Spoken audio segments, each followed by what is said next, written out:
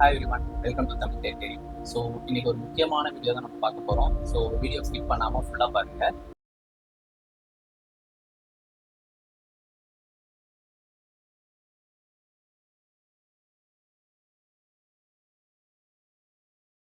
விஜய்க்கு அஜித்துக்கு ஒரு ஃப்ரெண்ட்ஷிப் வந்துட்டு நான் டீகோட் பண்ணியிருக்கேன் கொஞ்சம், அதாவது பிஃபோர் எலெக்ஷன் ஆஃப்டர் எலெக்ஷன் சொல்லிட்டு.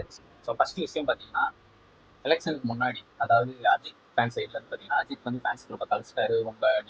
உங்க அப்பா அம்மா, உங்க குடும்பம் தான் முக்கியம்னு சொல்லிட்டு அவர் நிறைய தடவை ரீஎடிட் பண்ணிட்டே இருந்தாரு. இருந்தாலும் பார்த்தீங்கன்னா, ஒரு சில இடத்துல அவங்க அஜித் ஃபேன்ஸா தெரியாது. பட் இருந்தாலும் அந்த மன்றத்தில் இருக்கிறவங்க ஒரு சில பேர் வந்து பார்த்தீங்கன்னா, நாங்கள் இந்த கட்சிக்கு ஆதரவு தெரிவிக்கிறோம், இந்த இடத்துல இருந்து இந்த கட்சிக்கு ஆதரவு தெரிவிக்கிறோம், நாங்கள் இந்த பிளேஸ் இன்னையில இருந்து இந்த கட்சிக்கு ஆதரவு தெரிவிக்கிறோம் அப்படின்ற மாதிரி ஒரு சில நியூஸ் அடிக்கடி வர்றப்ப எல்லாமே வந்து பார்த்தீங்கன்னா, அஜித் சைட்ல இருந்து அவங்க மேனேஜர் சைட்ல இருந்து ஒரு ப்ராப்பரான ஒரு லெட்டர் வந்து ரிலீஸ் பண்ணுவாங்க. எங்களுக்கும் இதுக்கும் எந்த ஒரு சம்மந்தமும் கிடையாது. அஜித் நாங்க வந்துட்டு எந்த ஒரு பார்ட்டிக்கும் சப்போர்ட் பண்றது இல்லை அப்படின்னு சொல்லி தெளிவா வரும். உடனே கொடுத்துருவாரு. ஸோ அந்த கான்ட்ரவர்சிலாம் அவர் அப்பவே முற்றுப்புள்ளி வச்சுருப்பாரு. பட் இதுல வந்து பாத்தீங்கன்னா, ஆஃப்டர் அந்த பார்ட்டி வந்து விஜய் வந்து ஆரம்பிச்சதுக்கு அப்புறம் வந்து பாத்தீங்கன்னா, அவரு இந்த மாநாடு நடத்தினாரு, நிறைய நடந்துச்சு. அதுக்கப்புறம் பாத்தீங்கன்னா, கொடி வந்து அவர் லான்ச் பண்ணியிருந்தாரு, கண்டெய்னர் பிளாக். ஸோ அதுல வந்து பாத்தீங்கன்னா, அந்த கலர் வந்து பாத்தீங்கன்னா, அதே கலரை நம்ம ஏகே வந்து பாத்தீங்கன்னா, அதுக்கடுத்து ஒரு 2 வீக்ஸ் கழிச்சு அவர் ஓப்பன் பண்ண அந்த ஏகே ரேசிங்கோட அந்த ஒரு லோகோ கிரியேஷன்ஸா இருக்கட்டும், அதுக்கப்புறம் அவரோட கார் ஸ்டிக்கர்ஸா இருக்கட்டும், அவரோட ட்ரெஸ் கலர் கொடிங்க ஒரு சேம் கலரா இருக்கும்.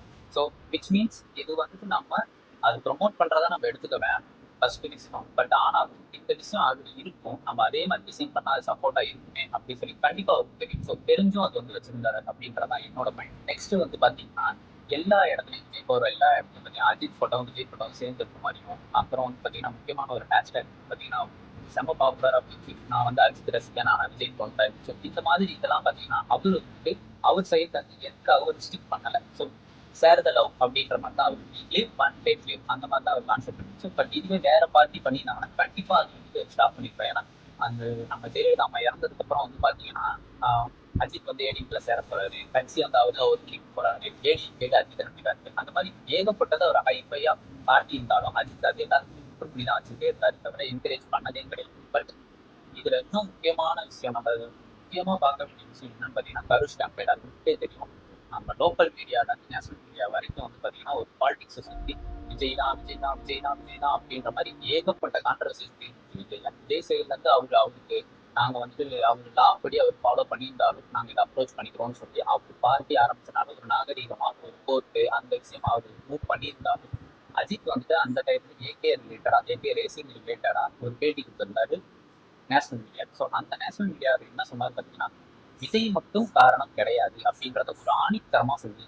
ஸோ அது வந்து பார்த்தீங்கன்னா அந்த டயத்துல அவர் சொல்ல வேண்டிய அவசியம் கிடையாது. இருந்தாலும் ஒரு கோல்டு மூவா அவருடைய சப்போர்ட்டை சொல்லியிருக்காங்க. சப்போர்ட்டுன்னு கூட எடுத்துக்க வேணாம். பட் காமனா என்ன நடக்குது, ஒரு ரியாலிட்டி பிரஸ் தப்பு சொல்றாங்க, இவங்க தப்பு சொல்றாங்க. ஆனால் அவர் மனசாட்சிப்படி, பொதுமக்களோட மனசாட்சிப்படி அவரை மட்டும் தப்பு சொல்ல முடியாது அப்படின்ற மாதிரி கிளியரா மென்ஷன் பண்ணி, மீன்ஸ் அரசாங்கம் அந்த ப்ரொடெக்ஷனா இருக்கட்டும், அதே மாதிரி போன மக்களா இருக்கட்டும், கூட்டத்தை பார்த்தும் நம்ம அங்கேயே இருக்கிறோம் அப்படின்றதுலாம் கொஞ்சம் தப்பான விஷயம் தான் அப்படின்ற மாதிரி அவர் சொல்லியிருக்காரு.